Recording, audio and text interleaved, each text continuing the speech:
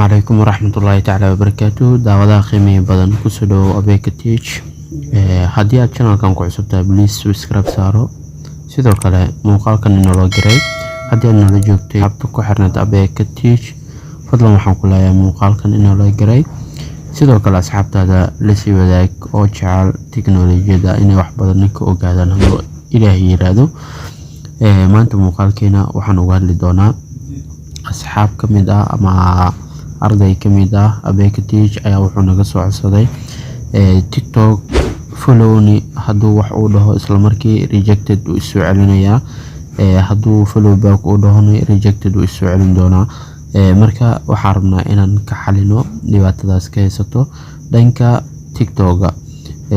TikTok-ga wuxuu leeyahay limited reach meel maaragtay oo xadidan uu leeyahay aad followna ku dhigi kartid follow backna dhigi kartid marka maanta waxaan ku wadaagi doonaa optionkaas waxa keenay iyo wuxuu ka caawin karo marka ku soo dhawaad muuqaalka faahfaahsan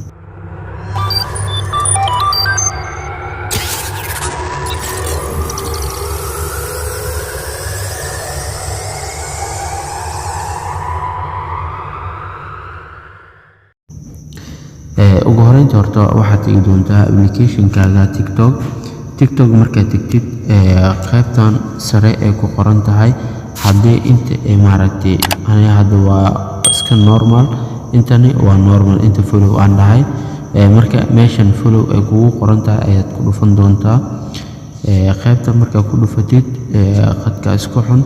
marka dadkii maaragtay friends aan nahay u jeeda oo friends dadkii aqbalay dadkan aqbalin oo following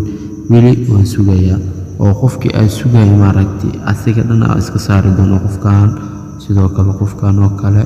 midkaan oo kale midkaas oo kale ma sha Allah waa soconaysa ilaa iyo friendskaaga aad ka ogaatid marka waxaad iska dhigi doontaa qofkan iska saar kan saar waayo qofka duu ku aqbalin waa iska saaraa fahmino